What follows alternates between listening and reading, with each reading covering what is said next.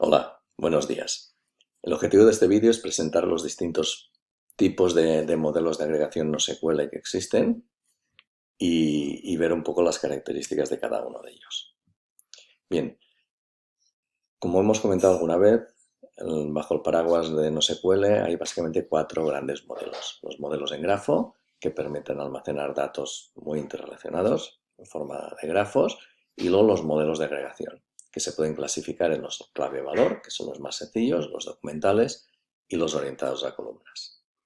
En el modelo de agregación, básicamente lo que hacemos es coger toda la información de interés, toda la información que nos interesa para una consulta o una operación determinada, y juntarla, agruparla en un agregado y usar ese agregado como unidad mínima para acceder de acceso y manipulación de consistencia y control de concurrencia y distribución de datos, ¿de acuerdo?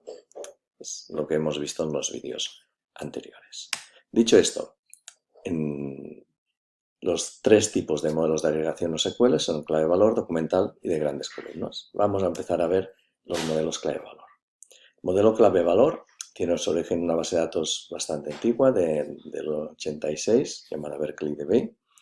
Y básicamente en este modelo el agregado consiste de un par clave-valor, donde el valor es una caja negra para el sistema gestor de base de datos. Es decir, el sistema gestor de base de datos no es capaz de acceder al contenido del valor y por tanto no es capaz de realizar consultas por el contenido del valor. ¿De acuerdo? Todas las consultas de estas bases de datos se deben realizar a través de la clave. Y dada una clave, se obtendrá un valor, un agregado. El cliente que haga la consulta o el programa que haga la consulta será el responsable de coger este valor, este agregado, y decodificarlo, interpretarlo para poder hacer alguna cosa, para resolver la funcionalidad descrita. ¿De acuerdo? Como la clave es el elemento que se utiliza para obtener los datos, es importante utilizar una clave conocida, es decir, no inventarse una ID, sino utilizar una clave que llamamos de dominio de aplicación, es decir, que exista y que sea conocida por todos. Por ejemplo, si estamos almacenando personas, podemos utilizar el DNI o podemos utilizar el número de seguridad social. O si es una biblioteca, el identificador de la biblioteca. Si estamos utilizando direcciones de correo electrónico o cuentas, pues direcciones de correo electrónico. Puntos geográficos, las coordenadas cartesianas o latitud, longitud, etc. Coger datos que no podamos perder. ¿Okay? Estas bases de datos, aunque en teoría el agregado es una caja negra, hay algunas sistemas gestores de bases de datos que nos permiten estructurar un poco el agregado y acceder mínimamente a él, como por ejemplo React, Redis o muchas otras. ¿De acuerdo? Y normalmente en la distribución los agregados se distribuyen en función del valor de sus claves y mediante técnicas de hash y consistent hashing. Dicho esto, ¿cómo sería un agregado de este tipo en el contexto del ejemplo que hemos puesto hasta ahora de pedidos? Pues bien, sería esto que veis aquí a la izquierda. Podríamos tener un pedido que fuera esto, que fuera un documento con una clave que es el identificador del pedido y luego con un documento JSON que sea su valor, pero para la base de datos lo que tendríamos sería un pedido, con esto de order sería su identificador, y un agregado que es una caja negra. Dentro de este agregado habría un conjunto de elementos que el cliente que acceda a esta información debería obtener, procesar e interpretar. ¿De acuerdo? Pasamos al siguiente, modelo documental. El modelo documental es una evolución del modelo clave-valor. También tenemos agregados con el formato clave y valor, pero en este caso los agregados sí que tienen una estructura interna y el sistema gestor de base de datos sí que puede acceder a su estructura interna y a sus valores.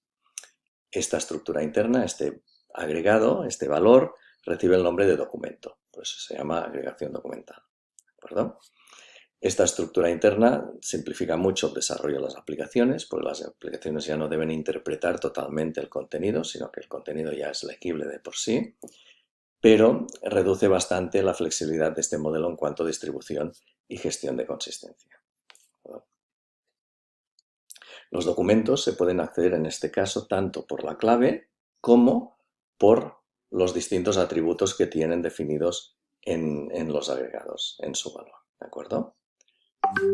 Y esto nos permite también definir índices sobre atributos de los valores y así agilizar según qué tipos de consultas y crear agregados que sean multipropósito, que nos puedan dar solución a más de una consulta distinta. La distribución de datos en una red distribuida ya puede hacerse no solo a partir de la clave del documento, como las clave valor, sino también a partir del valor que toman los atributos del agregado. Es decir, si tuviéramos un agregado con un atributo que fuera el país y estuviéramos en una multinacional, podríamos distribuir los datos de manera que se utilizara ese atributo y se almacenaran los datos localmente en el país de origen de los clientes. Y así acercaríamos los datos ahí donde se vayan a necesitar. Estas bases de datos normalmente utilizan formatos XML para definir los documentos y normalmente formatos tipo JSON.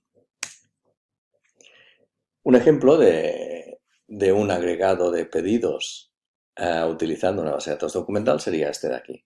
En este caso, para la base de datos, el agregado es totalmente visible y por tanto podríamos hacer consultas como dame los pedidos donde se hayan vendido borradores de esta marca y podríamos hacer la consulta directamente a través del producto este de aquí. Si es una consulta que hiciéramos muy a menudo, incluso podríamos crear un índice sobre este atributo y podríamos agilizar mucho las consultas. ¿De acuerdo? Y ya por acabar, vamos a hablar del modelo de grandes columnas, de agregación de grandes columnas. Pero antes de hablar de este modelo, me gustaría comentaros una cosa. Muchas veces se confunde el modelo de agregación NoSQL de columnas con los almacenes de columnas, que son cosas totalmente distintas, no tienen nada que ver. Para que no haya confusión, voy a explicar un poco qué es cada cosa y qué son los almacenes de columnas y para qué sirven, para que tengáis el contexto y podáis diferenciarlo fácilmente. Básicamente, los modelos NoSQL de agregación de columnas son modelos donde los datos se organizan, es decir, los agregados se organizan mediante filas y columnas. Y los almacenes de columnas son bases de datos donde los datos se almacenan por columnas. Vamos a ver qué quiere decir esto. Cuando nosotros tenemos una base de datos relacional, lo que hace en la base de datos relacional, al almacenar los datos en disco, normalmente es almacenar los datos fila a fila.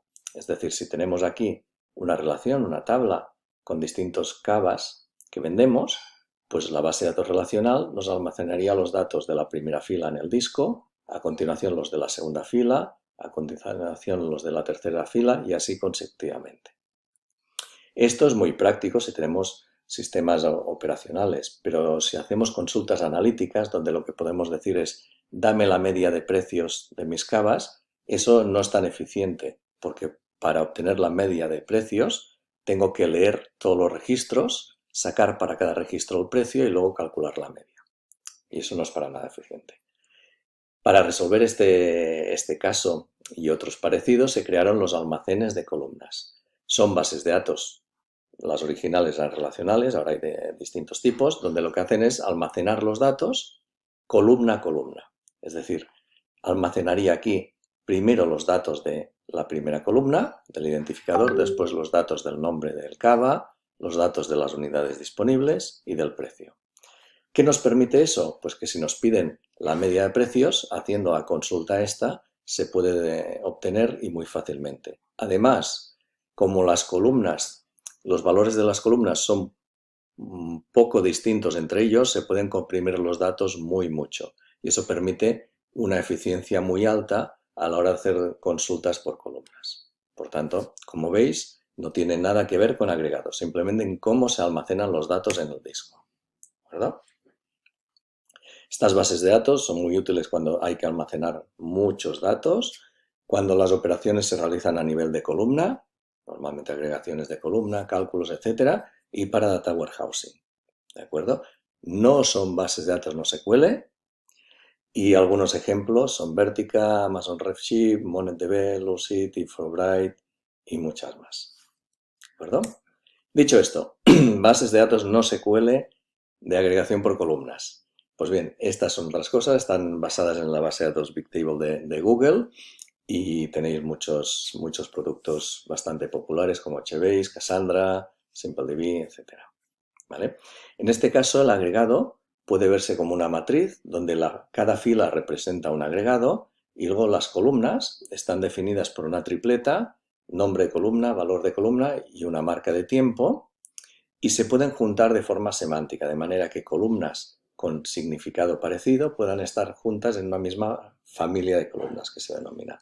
Y eso permite trabajar mucho más fácilmente en algunas situaciones. Además, estas familias de columnas se pueden crear de forma dinámica. Por ejemplo, uno de los casos típicos de estas bases de datos era cuando se empezó a utilizar en Facebook para gestionar los mensajes de los usuarios.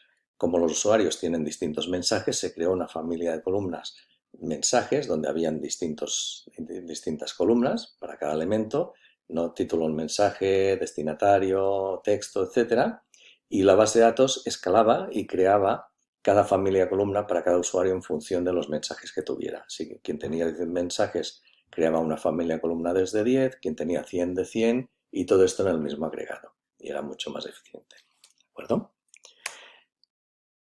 Un ejemplo de cómo podríamos almacenar los agregados que habíamos visto mediante una familia de columnas, pues de esta forma, el carro de la compra. Tenemos dos carros de la compra aquí, este con código 124, este con código 256. Si queremos obtener información sobre un pedido, pues buscamos por clave. Y si queremos obtener información sobre columnas determinadas o familias de columnas, pues podemos buscar de forma vertical por columna o familias de columnas.